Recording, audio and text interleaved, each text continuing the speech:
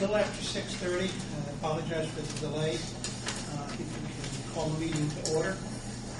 Vieta, would you do roll call, please? Ken Dornick. Here. Doug Fry. Here. John Schmallenberg. Here. Tim Gordon. Darrell Poland. Here. Paul Ruffler. Yes. Dave Waggle. Here. I need to apologize. When I did the agenda this time, I didn't put down the time that it started tonight, and so I apologize for that. Try not to let that happen too many times again. And so it's, our meeting is, the TIF agenda. The TIF meeting is for September 30th at 6:30. September 30th, 2009 at 6:30 p.m. Everyone is present for the roll call. Has everybody had a chance to look at the meeting minutes from the last meeting? If so, can I hear the move to approve those? Motion? So moved. Second. Thank you. And Vieta, roll call, please. Ken Dornick. Yes. Doug Fry. Yes. John Schmallenberg. Yes. Darrell Poland. Yes. Paul Ruffler. Yes. Thank you. Who was that? No, which one of you was it? Did you second I it? second.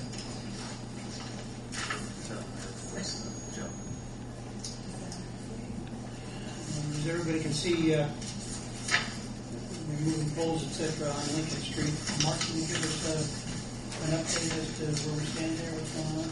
Yeah. Just write a few notes down. As you can tell, utility relocation is continuing. Duke has finished up they call phase 1 on the north end. They've got phase 2 pretty well set up as far as poles, and they should have that concluded by the end of next week, and then they'll begin phase 3 down toward the hospital. Veterans continuing to bore and put their new motor mains in. They've made a few changes, and it's going along pretty well. ETC and Comcast are both starting this week on getting stuff off of the Duke poles on the north end of the project. And I got an email today from the Duke engineer. He's been in contact with Verizon, and Verizon is going to go ahead and continue. At first they said they wouldn't, but now they are going to begin on the northern portion of the project. So we should have the new poles there within a few weeks on the north end.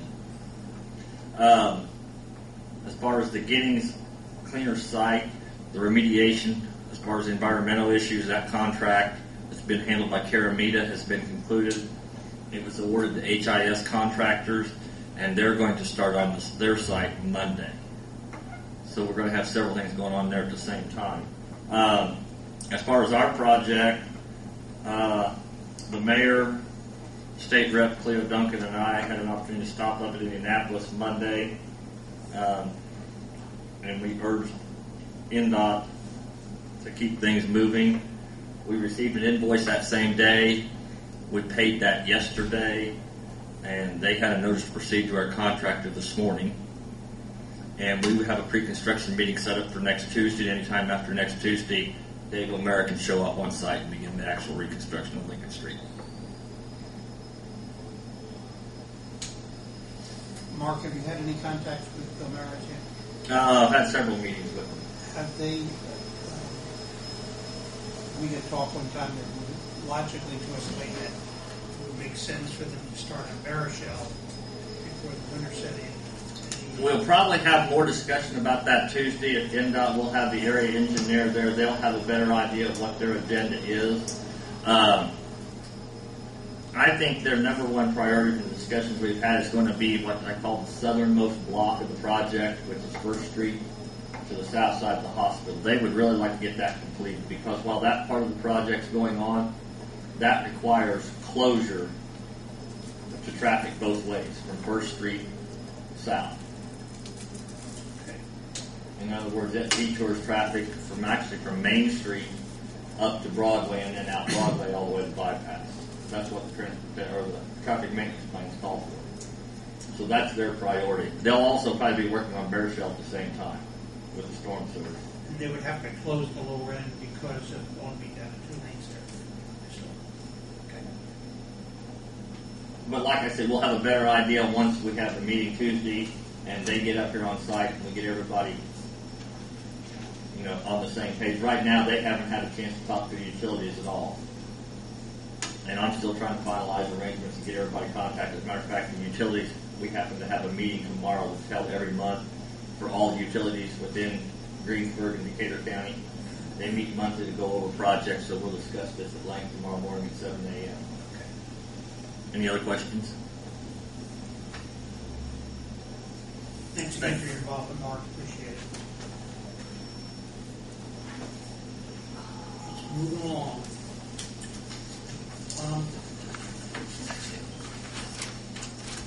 The next thing on the agenda is invoices to be paid.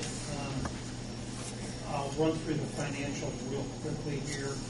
We have a number of invoices to be paid tonight. When we're finished paying those invoices, we're going to have $8,025.51 left in our regular TIF account. That, of course, will increase when we get our next TIF distribution through taxes. We have, of the band money that was approved, we've taken $1 million from Indiana Bank and Trust, $50,000 from First Federal. We have interest coming in there, etc. After we pay our claims there tonight, and this includes the $583,000. Yeah, I left a few zeros off the end there that we paid to INDOT the other day. We're going to have a balance there of $261,976.29. That repays the money that was advanced from Edit. Again, thank you, Mr. Mayor, that helped us out a great deal. So we'll be free and clear after we pay these invoices, and as I said, we'll have $8,000 in the regular financial account and almost $262,000 in the construction account. There's more money available there because we didn't draw it all out of the band money from the banks, but I don't think we're going to need it at this point. Looks like we're not going to.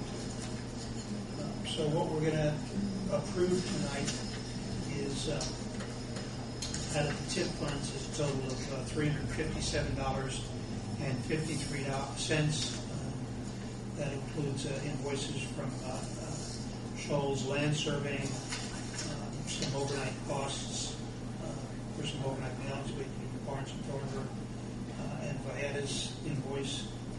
And then we're going to approve $140,249.74, and includes invoices from Tim Corridon, UMBA, Barnes and Thornburg, Indiana Bank and Trust, and the Edit Fund, the payback on the Edit Fund. So, I guess we could probably need to go through each one of those separately. Could I hear a motion to approve paying the invoices that are going to come out of the actual TIF account? And those would be a total of $357.53 for the three invoices to Shoals Land Surveying, Staples, and Vieta. So moved. Okay. Second. And Vieta, roll call, please. Ken Dorning, Yes. Doug Fry, Yes. John Schmallenberg, Yes. Darrell Pullman, Yes. Lowell Ridge. Yes. Thank you. And then the second group of invoices that we need to approve tonight total $140,249.74, and they include invoices, as I mentioned earlier, from Tim Corridon, UMBA and Associates, Barnes and Thornburg, Indiana Bank and Trust, and the repayment to the Edit Fund totals $140,000. There's 5 invoices there.